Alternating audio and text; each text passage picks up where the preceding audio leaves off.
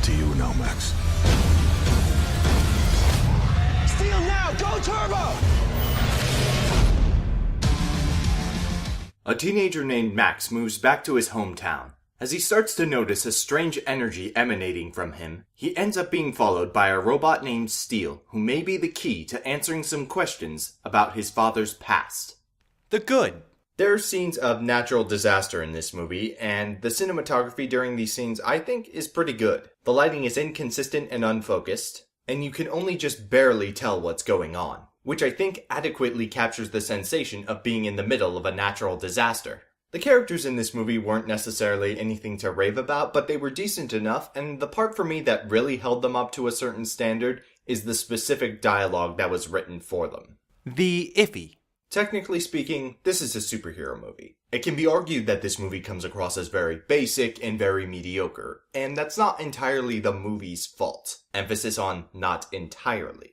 But the fact of the market for superhero films is that it's hard for a movie like Max Steel to compete or do something unique when the gold standard for doing superhero movies has essentially already been set. That didn't bring down the movie for me, because I'm willing to put up with cliche and predictable if the movie is still able to execute itself well. That being said, given what I've just said, The bad. the movie's beginning is the part that suffers the most because of these cliches and the predictable nature of it. All in all, it begins the movie with a pretty bad first impression that's bound to turn a lot of audiences against the movie very quickly. And yes, eventually you do get to the point in the movie where it's like, oh hey, this is starting to be decent, or hey, this is kind of mysterious, I'm interested to find out more about that.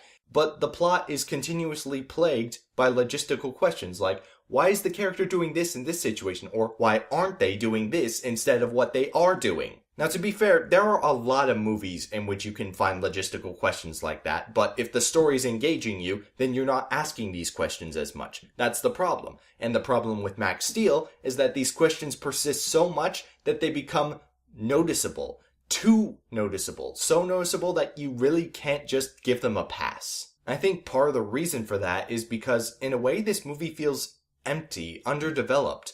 The world that the characters inhabit doesn't feel as alive as it could. You have things in the background that are meant to be fairly generic add-ons to the characters of the movie, but don't actually inform us that much about the character.